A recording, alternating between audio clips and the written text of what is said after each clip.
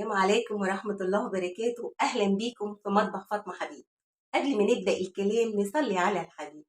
اللهم صل على سيدنا محمد وعلى آل سيدنا محمد صلى الله عليه وسلم. النهاردة بقى إن شاء الله عندنا إيه بقى؟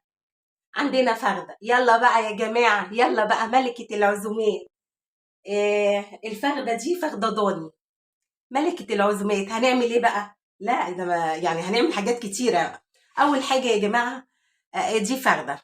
خلاص، هي هعمل ايه؟ انا مش هشيل منها حاجه غير بس هي شويه جلود كده، بحاول انضفها بس. يعني هي كده انضف الفخده بتاعتي كده اهي. يعني انا ما بشيلش منها حاجات. هي دي ايه؟ خلاص. عشان ايه؟ طبعا هي هتخش الفرن. آه بس هي خلاص كده كفايه قوي قوي، ما فيهاش حاجه. يعني هي يعني نظيفه، ما فيهاش حاجه. بس مش هشيل منها بقى ايه حاجات تانية كده، كفايه.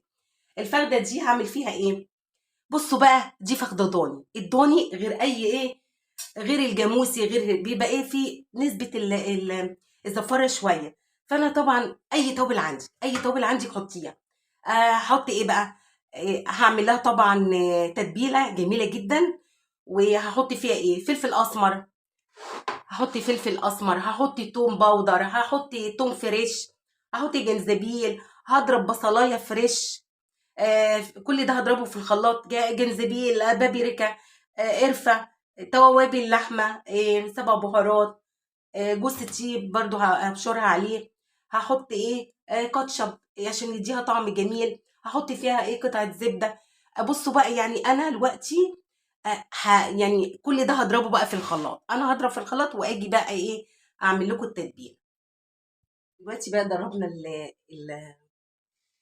الخلطة اللي احنا هنحطها عليه في الخلاط. هنعمل ايه؟ هنعمل بقى دلوقتي فتحات كده.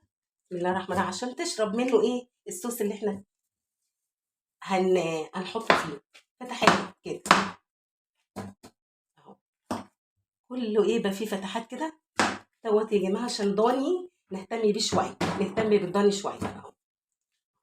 هنعمل ايه؟ فتحات. وبرده نقلب كده ونعمل فتحات اهو.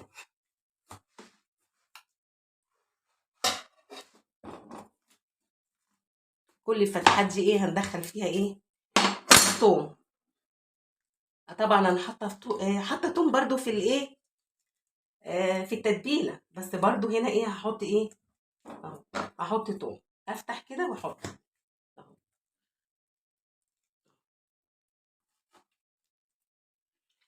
ليه بقى؟ عشان ده بيبقى فيه بس شويه نسبه زفاره. انا مش عايزه ايه يبقى فيه اي حاجه. انا طبعا التتبيله عاملاها برضو يعني كويس برضو جدا اهو. كل الفتحات احط فيها ايه توم كده اهي. برضو اي فتحه اهي. خلاص كده. هي التتبيله فيها توم بس برضو يعني زياده ايه اطمئنان ان ايه. بس كده خلاص. ودي فتحه كمان اهي نحط فيها برضو. بس خلاص. بس كده. نعمل ايه بقى التتبيله بقى؟ نجيب التتبيله. بسم الله الرحمن الرحيم. هنعمل ايه؟ هنجيب بس معلقه كده. نجيب معلقه نحط ايه شويه ايه سوى صوص. لو في ما فيش خلاص اهو. هي معلقه تدي برضو ايه وايه. وانا قلت زيت طبعا، معلقه زيت برضو عشان تطري الفخده اهو. واقلبها حلو كده. طبعا حاطه كاتشب عشان يديها طعم ولون حلو قوي. خلاص كده. نبتدي بقى نعمل المشاز لايه للباشا ده. الفخده بس عشان تزعل الفخده. نعمل مشاز ليه كده بقى ايه، ندلكها حلوه قوي قوي قوي. وندخل في ايه، في الفتحات اللي احنا فتحناها دي. ندلكها حلوه جوه وبره. وكمان عندك وقت طبعا سيبيها من ليله تشرب من التتبيله دي، تبقى جميله جدا اهو. يدلك حلو قوي قوي قوي. نقلب بقى على الناحيه التانيه برضو. بسم الله الرحمن الرحيم. ونحط برضو، نحط الثوم اهو، ندخله كده نحط هنا، نعمل ايه، ندلك برضو حلو، وهنسيبها ايه بس ليله كامله. وهنيجي بقى عشان ايه بعد انا هسيبها ليله، مش اقل من تسيبيها من ايه، من 4 ل6 ساعات بالتتبيله دي، عشان تشرب التتبيله وتبقى ايه طعمها حلو. بس انا كده ايه هسيبها بقى ايه في التتبيله، انا هسيبها ليله. عايزه تسيبيها مش اقل من 4 ساعات، تسيبيها في التتبيله. انا هسيبها ليله وهجيلكوا بقى ايه نشوف هنعمل ايه في الخطوه التانيه. دلوقتي انا بيتها ايه ليله كامله في التتبيله في التلاجة. شايفين كلها اتبلت وبقت جميله ازاي، شايفين من بره ومن جوه، بسم الله ما شاء الله، اللهم صل على النبي. اهي كلها بقت ايه شربت التتبيله حلوه قوي قوي. هعمل ايه دلوقتي بقى، هجيب صاج، بسم الله الرحمن الرحيم، هجيب صاج اللي هدخله الفرن. هعمل ايه بقى، بسم الله الرحمن الرحيم، ملي سمه كده وانتوا ايه بتعملوا الاكل. هعمل اللي هو بوتيجا جنيه، ماشي. الحاجه دي طبعا هقطعها عشوائي، يعني ايه عايزه تقطعيها، يعني عايزه تقطعيها تقطعيها، عايزه تخليها زي ما هي كده ممكن. دي هعملها يعني عشوائي كده، حتى حاطه البطاطس حطها زي ما هي كده، ايه انا هقطعها كده ايه عشوائي، يعني مش لازم تقطيع ايه.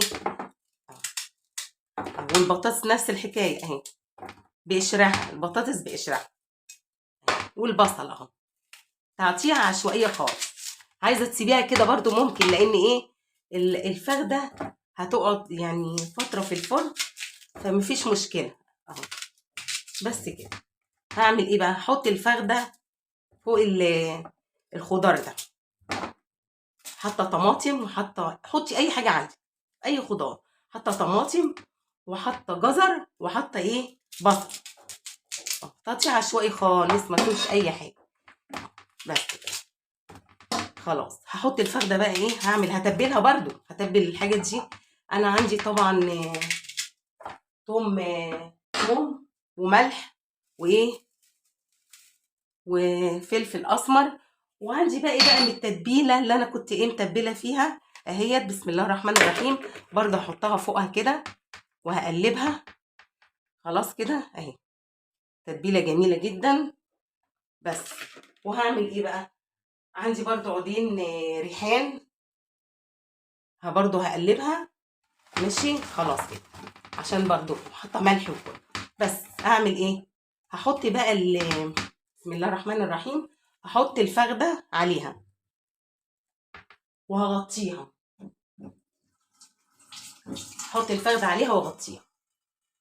انا قلت احط الفخده عليها واغطيها، بس قبل ما اغطيها بصوا معلقه ايه زبده.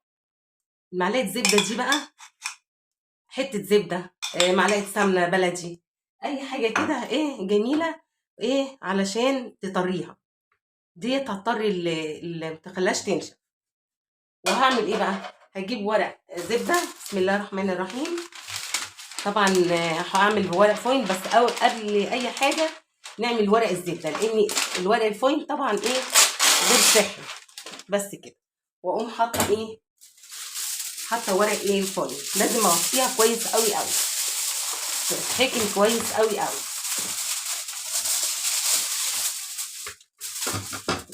وادخلها الفرن خلاص على درجه اعلى درجه عندك في الفرن، ايه دخليها عليها. دي فخده ضاني هتقعد من ساعه وربع ساعه ونص، عشان ايه ضاني صغير هيستوي على طول على اعلى درجه في الفرن. واجي لكم بقى على الشكل النهائي. معلش في معلومه لازم اقولها، الفخده طبعا انا هدخلها الفرن بعد من مرور ساعه بالظبط، هشيك عليها يعني ايه، هكشف الورق الفويل واشوف الميه، عشان انا مش حاطه فيها ميه. لو الميه نشفت هزودها ايه شويه ميه واغطي عليها تاني، وبعد كده ايه برضو اشيك عليها واشوف هي هتقعد ساعه ونص. يعني بعد ساعه كده انا هكشف عليها، هكون نزلت ميتها واجي لكم على الشكل النهائي بعد ساعه بالظبط، ايه هشيك عليه.